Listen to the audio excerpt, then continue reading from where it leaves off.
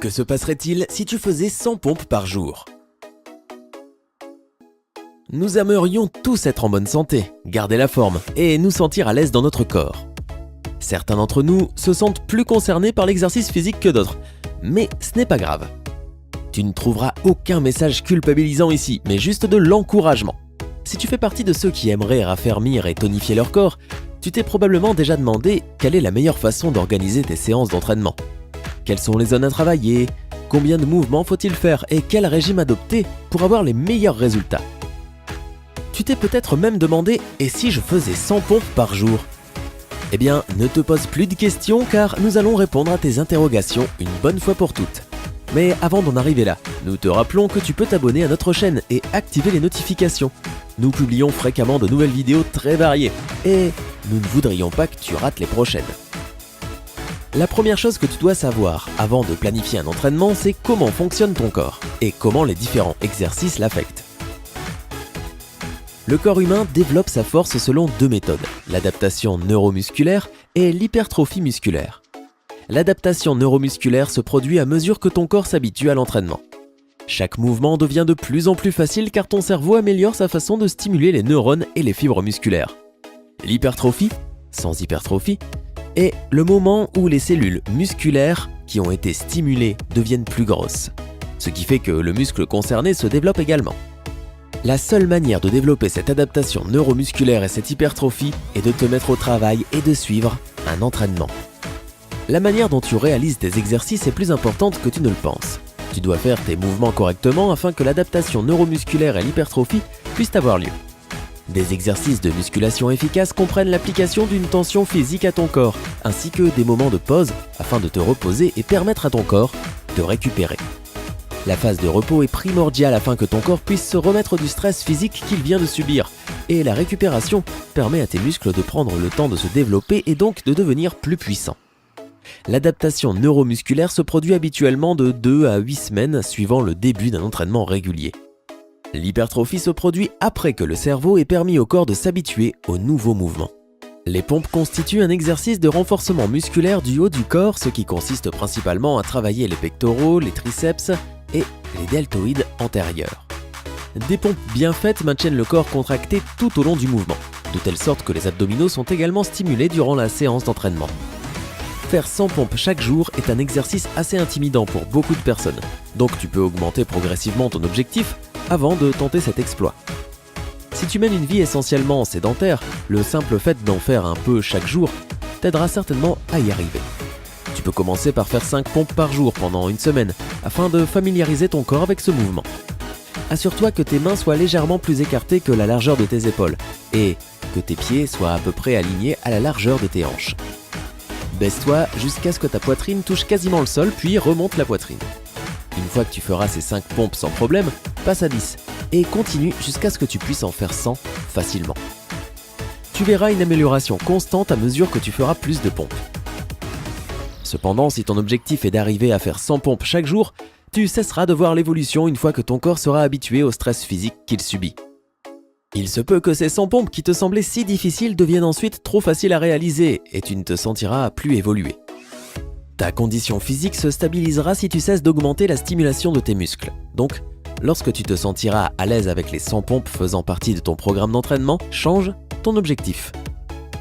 Pour te lancer de nouveaux défis et éviter de stagner, tu peux essayer de faire des variantes de pompes. Utilise juste un bras, porte un gilet lesté, joins tes mains en forme de losange. Utilise tes poings à la place de tes mains, applaudis lorsque tu remontes. Utilise une jambe au lieu des deux. Les possibilités sont infinies. N'oublie pas de penser au repos lorsque tu planifies tes séances d'entraînement. Si tu réalises un effort intense comme l'entraînement pour un événement spécial ou le conditionnement pour une épreuve sportive, tu auras besoin d'au moins 48 heures pour te remettre de tout ce stress physique. Certaines personnes, sûrement très peu, mais certaines quand même, voudront essayer de faire directement leurs 100 pompes par jour sans aucune préparation ou évolution. Nous te le déconseillons car tu pourrais te blesser les bras et devoir suspendre l'entraînement pour le reste de la semaine. Mais c'est ton corps, et donc tes règles. Ton corps subira énormément de stress quand tu commenceras et tu ne seras pas physiquement capable d'arriver à faire 100 pompes dès le début. Une fois que tu arriveras à faire 100 pompes, et ce sans t'arrêter, ta condition physique se stabilisera enfin et ton corps sera prêt pour de nouveaux défis.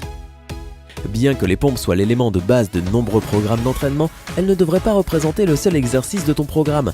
Lorsque tu planifies tes séances d'entraînement, il est nécessaire de consacrer chacune d'entre elles à des zones spécifiques à travailler. Prévois des entraînements pour tes muscles cibles uniquement 1 à 3 fois par semaine pour t'assurer d'avoir suffisamment de repos entre 2 séances. C'est bien sûr la règle de base si tu fais des séances d'entraînement plus poussées. Si tu es débutant et que tu envisages surtout de faire des exercices procurant un stress physique moyen, léger ou faible, marche, jogging, certains types de pilates, yoga, etc., alors tu peux réaliser ces exercices presque tous les jours sans avoir besoin de longs temps de récupération entre 2 séances. Les exercices plus intenses, natation, course à pied, haltérophilie et traction, exigent un temps de récupération proportionnel à la quantité de stress que tu infliges à ton corps. Un autre facteur important à prendre en compte est le nombre de répétitions et de séries constituant tes séances d'entraînement. Pour ceux qui ne le savent pas, une répétition est le nombre de mouvements à répéter durant un exercice. Une série est un ensemble de plusieurs répétitions. Donc, si tu fais 3 séries de pompes comprenant 10 répétitions, tu feras un total de 30 pompes pendant ta séance d'entraînement.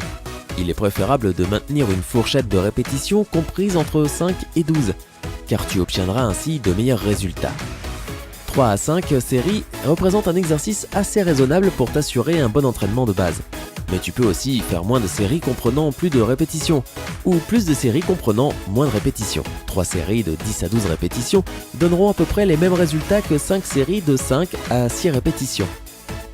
Les exercices basiques pour travailler d'autres parties spécifiques de ton corps incluent les crunchs, rotation russe et redressement assis pour tes abdominaux, squat, flexion, fente et levée de talons pour tes jambes, flexion de biceps, dips, curl bar et cercle pour tes bras, levée de hanches et bouche d'incendie pour tes hanches. Et la liste continue. Tu peux aussi transformer n'importe quelle activité basique en une séance d'entraînement si tu ne trouves pas assez de temps dans ton agenda pour faire une séance de sport. Si tu travailles dans un bureau, tiens-toi sur le bord de ta chaise et fais des flexions de bras. Cela peut remplacer une séance et faire travailler tes abdos et tes bras en adaptant le bon nombre de séries et de répétitions afin de ne pas trop transpirer dans tes vêtements de travail. La prochaine fois que tu rangeras tes courses, accroupis-toi pour atteindre le bas du frigo au lieu de te pencher. Monte les escaliers 2 par 2 afin de faire des fentes ou monte-les rapidement avec les genoux bien hauts pour faire travailler tes fessiers. Le plus important lors de l'élaboration d'un programme d'entraînement personnel est d'écouter ton corps. Tu connais mieux tes limites que quiconque lorsque tu suis des vidéos sur YouTube. Si ton médecin et toi pensaient que tu peux réussir à faire certains exercices, alors n'hésite pas, fonce. Et si tu es satisfait de tes résultats, nous serons très heureux pour toi. Il est particulièrement difficile de rester bien dans son corps si l'on veut suivre les normes de beauté de notre société. Donc tu auras encore plus de mérite si tu as atteint tes objectifs personnels. Avoir une bonne santé et une bonne condition physique nous aide généralement à mener une meilleure vie. Mais il y a de nombreux paramètres à prendre en compte si tu veux commencer un programme d'entraînement. Si tu as d'autres idées pour faire une bonne séance d'entraînement, dis-le nous dans les commentaires ci-dessous. Mets un pouce bleu sur cette vidéo si elle t'a plu et n'hésite pas à la partager avec ton entourage. Et que tu sois un sportif de haut niveau ou que tu sois